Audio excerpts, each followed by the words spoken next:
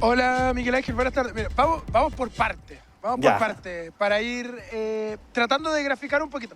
Vamos a partir con la parte buena y vamos a terminar con lo no tan bueno, ¿ya? bueno, Aviso de antemano. Aviso de muy antemano. bien. Primero, está confirmado que el próximo Mundial, Ya, 2026, va a ser en 3 países, ¿ya? Va a ser en México, Estados Unidos y Canadá, con mayor cantidad de participaciones en Estados Unidos. Es decir, va a tener una mayor cantidad de estadios. Bajo esa lógica es que ya hemos tenido, por ejemplo, mundiales organizados por 2 países, por ejemplo, Corea-Japón. No sé si te acuerdas, 2002. sí, claro. Lejano 2002. No estuvimos nosotros como Chile porque nuestro país salió último en esas clasificatorias. Así que no había mucha opción de ir.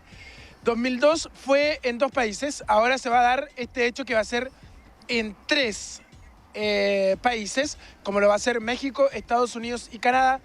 Y ahí se va abriendo el apetito para que Conmebol pueda traer un mundial. Pero no cualquiera, el del 2030. ¿Por qué? Porque se cumplen 100 años del primer mundial de fútbol que se hizo justamente en Sudamérica, Uruguay, 1930. Se realizó ese mundial y se busca obviamente poder, por algo simbólico, traerlo acá. ¿Cuál es el problema?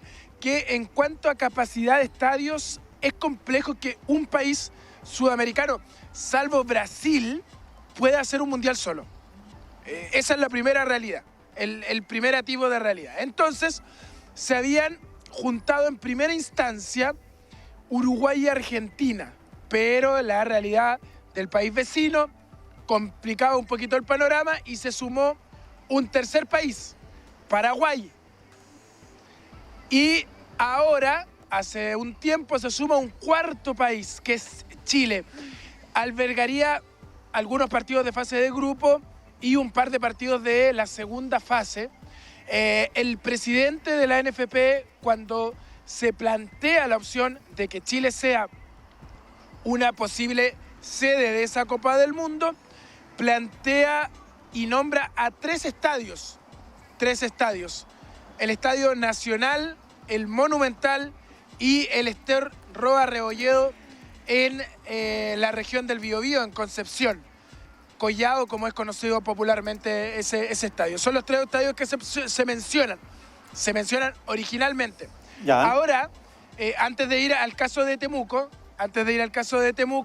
y qué pasa con Temuco, surge, Miguel Ángel, la opción de esta sede de 4 países, pero hay que competir con otras opciones. Marruecos por sí solo y una opción europea que incluiría a España, Portugal y Ucrania. Son las 3 candidaturas, entre comillas, oficiales que hay hasta el momento. Ahora, en los últimos días, se reunieron representantes del municipio con el ministro del Deporte, Jaime Pizarro, y con el presidente de la NFP, Pablo Milad, para plantear la opción de que el estadio que está a mis espaldas sea una sede en un eventual mundial que incluya a nuestro país. Yo entonces averigüé y tengo mi torpedo acá, Miguel ya. Ángel, e insisto, no quiero ser portador Mala de malas leche. noticias, pero igual un baño de realidad. Un baño de realidad de lo que costaría inversión para poder hacer o habilitar el estadio Germán Becker para una eventual sede mundial. Mire, el recinto deportivo, para recibir partidos de fase de grupos, es decir, la primera instancia, se necesita una capacidad mínima de 40.000 personas. Partimos mal. Sí.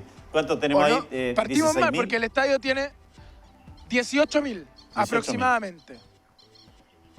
O sea, habría que aumentarla Al doble. en 22.000 personas.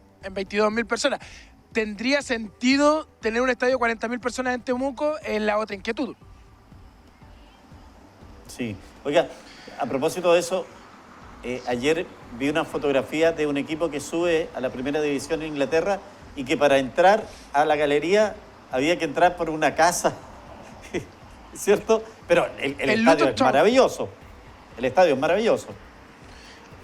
Sí, pero en ese caso ese estadio tiene capacidad para 11.000 personas y la Premier solicita estadios desde 10.000 personas hacia arriba, es decir, cumple. Claro. Acá pasa algo similar. En Copa Libertadores, por ejemplo, Ñublense tiene que hacer de local en Collao por un tema de luz. Tiene que hacer un tema de luces principalmente y no puede hacer de local en el Nelson Oyarzún, y a medida que van avanzando también se piden estadios por sobre una capacidad. Pero, mira, para recibir una semifinal son 60.000 personas, una eventual final 80.000 personas. El recinto tiene que tener disponibilidad total, absoluta, un mes antes de la cita mundialista. Deben existir bancos paramédicos oficiales, eso lo cuenta el estadio. Tienen que contar con zonas cercanas con estacionamientos con capacidad para 5.000 vehículos. Y debe contar con a lo menos tres hoteles 5 estrellas a una distancia de 40 kilómetros o menor, y lo mismo que un aeropuerto para pasajeros también a una distancia menor a los 40 kilómetros. Ahora, esos últimos 2 puntos los logra la ciudad. Sí. La consulta es, y también la podemos hacer extensiva a toda la gente que nos ve regularmente, sí. ¿Valdrá la pena aumentar el aforo del estadio Hermann Becker para albergar solo un par de partidos? Se torna un poco complejo. Ahora, las opciones reales de que el Mundial se venga a este lado del mundo tampoco son muy altas, Miguel Ángel. Sí, efectivamente, uno piensa que como titular está bastante bueno, lo podemos ver hoy día en la prensa escrita, y también como anuncio parece interesante. ¿Quién va a decir no a estar presente una vez en la vida, aunque pudiera ser en un partido de la Copa del Mundo? Pero la verdad es que cuando uno empieza a revisar la información que usted nos entrega, empieza a ver los números, no pasa de ser algo así como humo, más o menos parecido como están los cielos en algunos días aquí en Temuco. O sea, es más utópico, es complejo, porque es una inversión importante la que se tiene que realizar. Hay que insistir, son unas primeras reuniones donde Temuco se ofrece para optar a ser una de las ciudades que sería, insisto, parte de esto, porque el Mundial del 2030 todavía no está asignado a ningún país. Eso es importante resaltarlo. O sea, hasta este momento todavía no se sabe cuál va a ser la sede del Mundial del 2030. Lo tienen que anunciar todavía la FIFA a través de su Consejo de Presidentes. Sí está confirmado cuál va a ser el del 2026, pero 2030 aún todavía no se tiene la certeza de cuál va a ser él o los países anfitriones en esa jornada, y se habla de que podrían aparecer otras candidaturas, incluido dentro de esas candidaturas una que incluye a Arabia Saudita. El tema de recursos es importante a la hora de la elección de una sede de un mundial, de una Copa del Mundo. Es importante tener el respaldo económico de atrás, no es barato organizar un evento de este tipo, y más aún con la FIFA involucrada, Miguel Ángel. Así es, efectivamente es un tema que hay que verlo en su magnitud.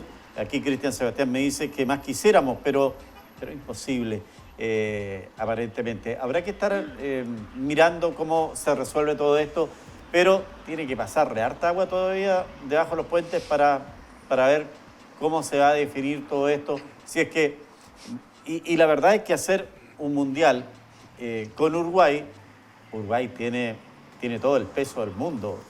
Va a decir, ya, perfecto, sean, por decir un caso, no lo sé, son 48 países, ¿cierto? Ya, yo quiero tener 10 estadios, y a Chile le doy 2 o 1. Wow. La verdad es que no tenemos mucho como decirle que no. La prioridad en cuanto a estadios la tendría Argentina. Mire. Más que Argentina, Uruguay, claro. Chile, Paraguay, sería como en ese orden. Pero, por ejemplo, Uruguay tiene estadios recién inaugurados hace poquito para más de 40.000 personas. Argentina ni hablar, el Monumental de River tiene para 90.000 y fracción. Entonces se vuelve complejo competir contra eso. Es una realidad y también hay que poner un poquito los pies sobre la tierra respecto a este ofrecimiento que se hace de la ciudad. Nada contra el estadio, yo creo que uno de los estadios donde se ve mejor fútbol en todo el país es el Germán Becker, pero ahí viene la duda. ¿Qué es lo que pasó, por ejemplo, en Brasil? En Brasil muchos estadios se transformaron en verdaderos elefantes blancos porque no se podían utilizar, porque las ciudades no daban la mantención. Recordemos lo que pasó ahora recién en Qatar. Muchos estadios se desarmaron post-mundial porque tenían los recursos para hacerlo. Tenemos además, los recursos para optar a ese tipo de cosas en la inquietud. Sí, y además que algunos eran de características, por así decirlo, mecanos, y que por lo tanto no era difícil armarlo, y mucho menos después desarmarlo y incluso llevarlos a otros lugares del país, que fue un poco la política deportiva que quisieron implementar post-mundial. Efectivamente, de hecho hay uno que se transformó incluso en un centro comercial, pero es una realidad totalmente distinta a la que tenemos en nuestro país en estos momentos. Por eso es importante ver cómo se va avanzando y cómo se van gestionando las opciones para poder optar a algo así. Insisto, todavía esto está en pañales, es una situación que falta mucho paño por cortar, porque hasta este momento todavía no se sabe dónde va a ser el Mundial del 2030. Bueno, me parece que ha sido interesante un poco aclarar, un poco poner los pies sobre la tierra frente a un anuncio que, reiteramos, es muy buen titular y puede generar mucho entusiasmo dentro de los futbolistas y de la gente aficionada a este deporte, pero que en definitiva no tiene mucha posibilidad. Y pensando, ya, de acuerdo, se hace mundial y los dan, ya, Germán Becker tiene un partido. Y para un partido hay que doblar la cantidad de graderías. Eso significa construir hacia arriba, Carlos, porque más enanchar no sé por dónde puede hacerse ahí. Por eso es lo que te digo, que es lo que se tiene que analizar y entregar una vez ya teniendo más certeza. Yo la verdad no me lo imagino, siendo muy sincero. Además que el estadio está tan bonito así. Pero bueno, en pedir no hay engaño, dicen. Sí. Bueno, ha sido siempre bonito. Y era la cancha, yo no sé qué condición está ahora, pero siempre se añoraba esa cancha que era en la única ciudad del país que nunca se suspendía un partido por precipitaciones. Y aquí sí que llovía en ese tiempo en invierno. Se extraña esa cancha, la verdad, se extraña esa cancha. Ha ido mejorando, pero todavía no se equipara a la que había en el antiguo Germán Becker. Muy bien, Carlos. ¿Bajó la intensidad de la lluvia, parece, o no? A diferencia de otras ocasiones, Miguel Ángel, donde siempre que salimos se pone a llover, hoy día fue a la inversa. Salimos y paró el agua, no ha llovido nada en todo el rato. Muy bien. Está mejorando entonces su condición pluviométrica. Gracias, Carlos.